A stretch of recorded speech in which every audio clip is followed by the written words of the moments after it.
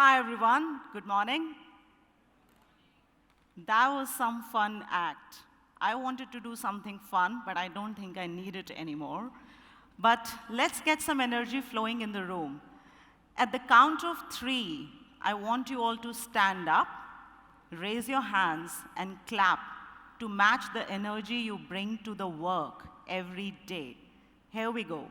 1, 2, and 3.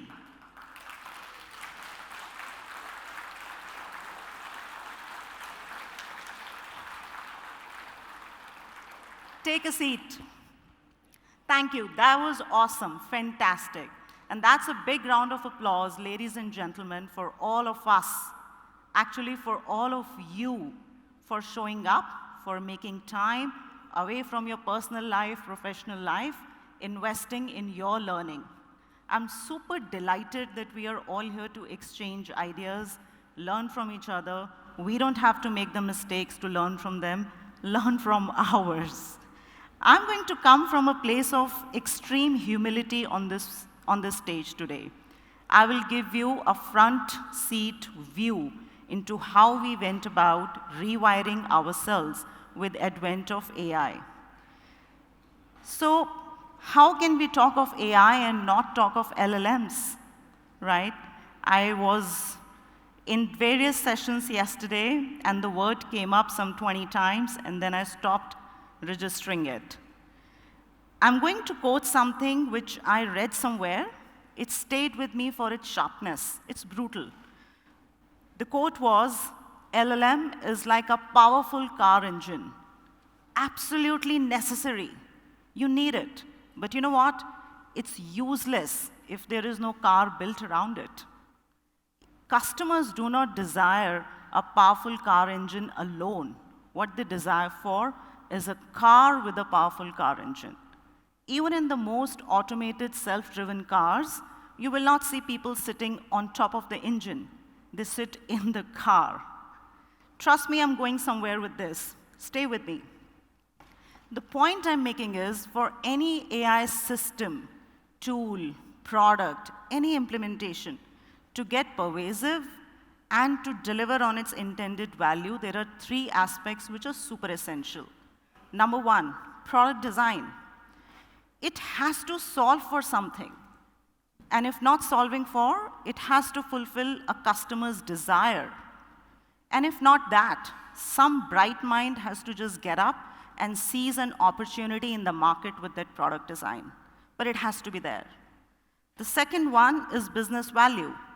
We keep hearing tangible, intangible. My friends, whatever it is, we have to put a number to it. And we have to be able to measure it. And last one is user experience. We cannot have long SOPs, hard trainings for users to navigate and maneuver the system. It has to be intuitive. Connected to these 3 aspects, I will talk to you about my experiences, my learnings in our journey to rewire ourselves with the advent of AI. Now, let's start at the very beginning. I'm going to tell this to you in a timeline view. So earlier this year, as the New Year hangover or buzz, whatever you may call it, was fading off, we supercharged our transformation journey, which we were on for some time, with a singular goal to set ourselves as a beacon of AI-led transformation. Our objective was to set some lighthouse examples of AI-led transformation. Our bold stance at that time was, and still is, that we have no right to walk our customers down the path of AI-led transformation if we cannot walk that path, rather run that path ourselves. Reflect on it for a few seconds. It's a very, very powerful, bold stance. I'm just lucky, and I guess was ready to take on this opportunity to lead that transformation program office. Now, when we started that journey, we started with all the enterprise functions in Genpact. Name it, finance, HR, sales, marketing, IT, infra. We started AI use case identification exercise with all the functional leaders and their subject matter experts who know the area really well. The response was super overwhelming. We got thousands of ideas. When we sat down, analyzed them, reflected on them, and categorized them, it turned out to be super exciting 100+ AI use cases. We were excited. We thought our bank is full. When we started to prioritize those ideas, because I'm sure you realize we won't be able to execute all 100 at one go, we used a simple feasibility and impact matrix. Feasibility because wherever technology lends itself beautifully to straightaway jump into execution, yes, put that on the top. Wherever technology is still premature or not there, we'll go with technology. We'll follow it whenever it's there. The second one was impact, tangible, intangible. And guess what? There was no impact articulated. There was no value. How did that happen? With 100 fantastic ideas, how come there was no impact? When we dug deeper, we found out all the experts had not dug deeper to see what that AI use case will do to the process end to end. What will it do to the process? What change is required in the policy? Eventually, what will it do to the people who practice that process and who are consumers of that process? And hence, what it does to the business. And that, ladies and gentlemen, is our first big learning. Set a clear North Star on the business value. We have to be able to toss out the baggage of current ways of working and be bold enough to start with a clean slate. When we started to think that way and opine that way on everything that was coming our way, we got each function to paint a picture of the function of the future on 3 big outcomes: experience, effectiveness, and efficiency. It was almost a war cry to each function to say, you know what, prioritize. What is it that you will solve for? Why you will solve for it? For whom you will be solving for it? And what will it do to the business? Functions jumped in. Everybody likes to paint a picture of the future. As those pictures and vision documents started to reach us, we managed to go through all of them. These were like some 50-page documents. People had poured their heart out on why they want to make that change. It was amazing to read them all. When we were reading them, some intricate interdependencies across all functions started to emerge. As you would all know, what we sell defines what we will deliver. What we hire will define how we will upskill people. What we sell also defines how do we contract. And in between all of this, finance has to do their job, IT has to enable everything, and yes, there is infra. Without that, there is no business. When all of these interdependencies were becoming visible to us, it was absolutely clear. We must have a super connected AI and data interplay across the entire value chain of the business. If we will not do that, we will have patchwork of AI solutions sitting in isolated pockets across different functions. And guess what this isolated network of solutions will do to us? The more patchy AI solutions get, lesser is the value. Broken is the user experience, and more expensive those solutions are for maintaining. With these interdependencies, we started to look for problems upstream rather than having them manifest themselves in various forms and shapes in different processes across functions downstream. And that brings me to our second learning, which is long-term fixes are mostly upstream. Scope it right. And when we talk of scope, how can we not talk of a project charter? That's my favorite document from my Lean Six Sigma days, guys. A project charter document is something that we held in highest regard. We treated it like a prize document.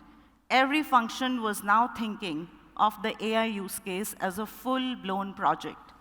It's a documented piece which will articulate what is the business case? Why do we need it? If we were not to do this project, what will happen? And if we were to do this, what's the value we will get? What's the flying formation we need to make it happen? With all of these project charters coming our way, again, it was super clear. We as an organization have to take a super bold stance once again and be ready for a much deeper organizational surgery across process, policy, people, and operating model. It's no longer just an AI use case which someone in AI COE should develop, give it to the business should force people to use it, publish dashboards saying A is using it, B is not, and hence B is out, kind of a thing. With that learning, we made it very clear technology is not going to solve for everything.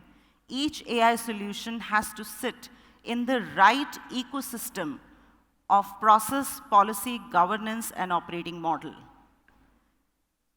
This was such a big revelation. The kind of talent, hence, we need to drive this AI transformation is very different. It's not just the tech aspect. Functions have to put in their effort, energy, and they have to act very, very closely with the business or the operating leaders.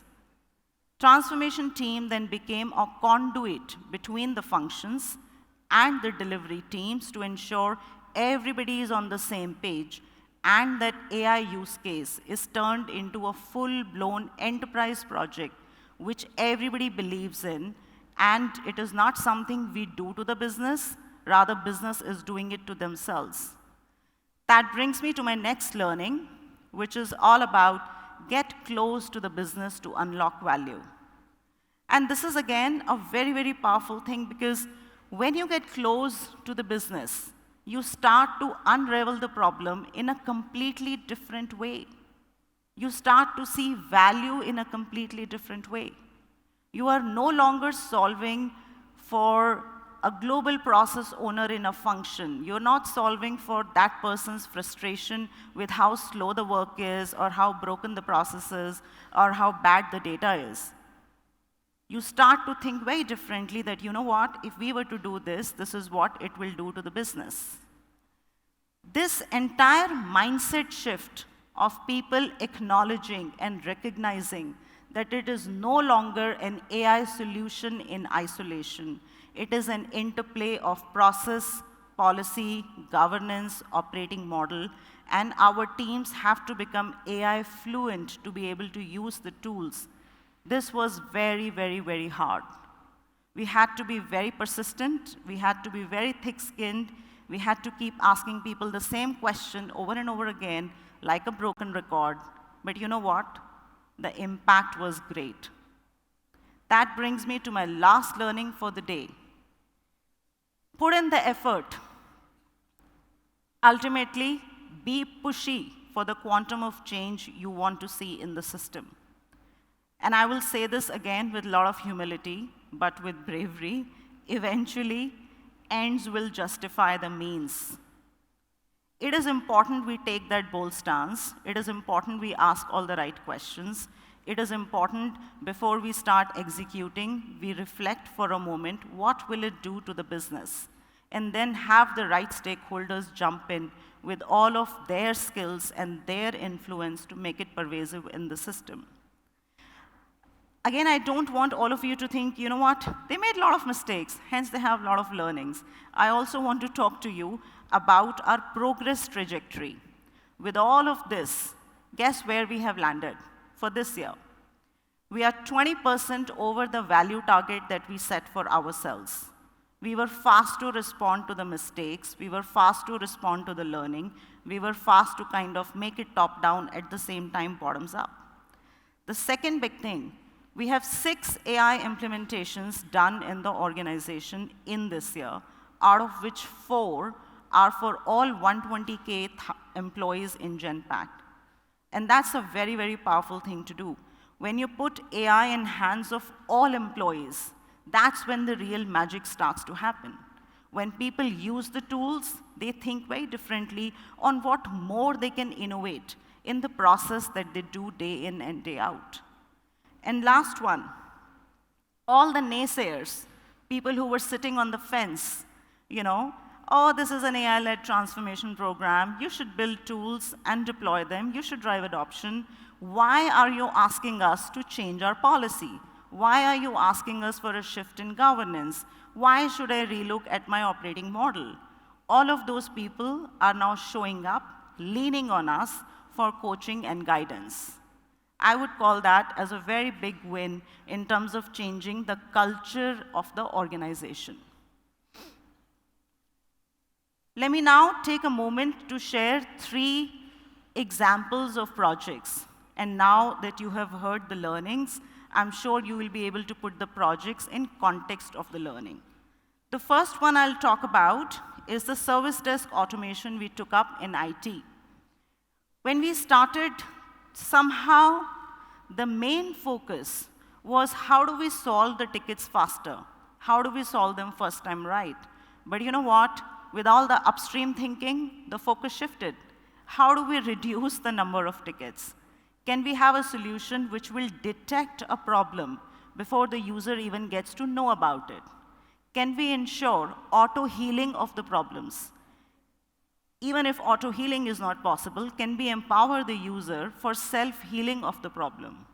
And you know what? Can we ensure nobody ever has to call the IT help desk?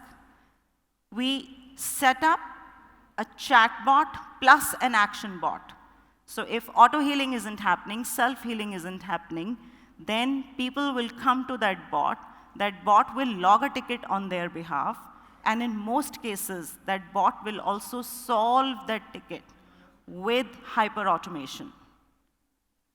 This kind of thinking, this kind of solutioning would not have been possible had we not started thinking more and more upstream, had we not started thinking more and more from user standpoint on what it does to a business. The second example I'll quote here is on the entire bill-to-cash optimization we took up in the organization. Let me tell you how many interventions were there in that project. 80 interventions, which were covering process change, operating model change, technology change, AI, data, and governance.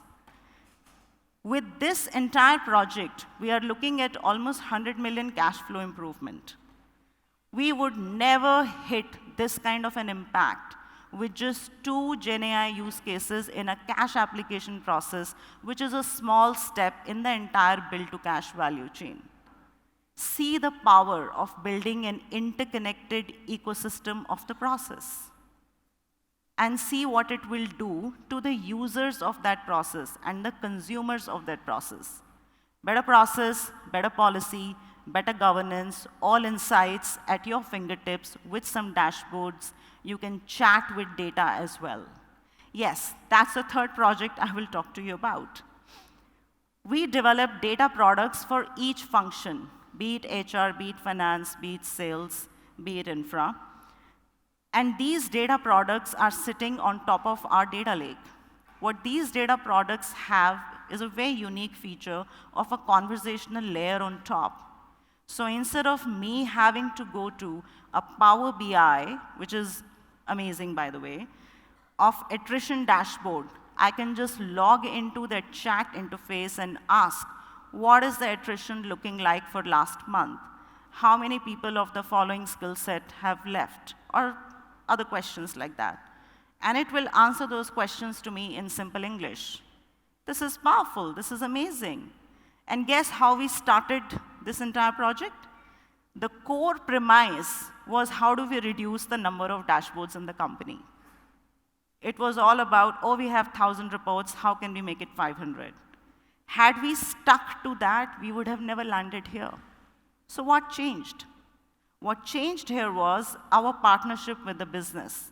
When we started to talk to the business, we realized reducing number of dashboards is not what they are looking for. They are not worried about it, but they will be happier, rather elated, if we could give them one solution that they can just type and ask and get that information, precise information, without having to click multiple dashboards, apply a lot of filters, and get lost in all that information. I hope you're able to put these projects in perspective of the learnings. I do want to take a moment to talk about how the next year is looking like for us. With this proven, tested transformation playbook that now we have curated for ourselves, we have picked up 4x the target for next year. Yes, it's 4x. We are not settling for anything, 2x or 3x kind of a thing. We want to go all guns blazing. With all the project documentation that we started and all the culture of workshop, collaborative solutioning, et cetera, we already have visibility sitting in September to 30% of that target, where it will come from, what actions we need to take next year. We have people excited to work on them. The second big thing is a very systematic shift and a culture shift in people making time to invest in learning to become AI fluent in the organization. You heard Shalvi talk about it yesterday. I'll just build up a little on it. We have a learning platform called Genome, which has a whole lot of learning materials, including ones on AI. What we have built as a top-up to Genome is an AI-enabled solution called AI Guru. You can chat with it. It will nudge you based on your skill profile you have between the job role you play and what aspirations you have. It will make suggestions to you what trainings you should go through. People love that experience. They don't want to go to a marketplace of trainings and go through some 50 catalogs and find out. Yes, it is always doable with a simple search feature, but you know what? With AI, the suggestions, the nudges are far more intelligent. They are far more pointed. And the more people use AI solutions in the flow of work, more AI savvy they get. The third piece is a team of super users that we have put together. And don't think of it as a very typical user group community. What we are trying to do over here is set up this core group from business who will not just act as a change agent for what we develop, but also act as our cruel critiques. So whatever we develop first goes in the hands of this super user community. They will beat hell out of it, test it, and be brutally honest with us that it sucks or it works. This is something which is gimmicky, cool to have, but you know what, serves no purpose. This is something useful, build further on it. And again, that's a cool, awesome way to get people to lean in. We had so many people putting in their applications for becoming part of this super user community that we had to do waitlisting. The way we are planning to use this super user platform to drive the culture in the organization is by having people in the group for maybe 6 months, and then they go out and new people join in. You see how some of these nano efforts can lead to a cultural shift in the organization. Last message I want to leave you with. Everybody says future is very uncertain. And I tend to agree, yes, it is uncertain. But you know what? A large part of it is a consequence of the present day choices that we make. I hope with some of these learnings, you all will make better choices. And we are super excited to have shared these learnings with you. Thank you for being such a great audience.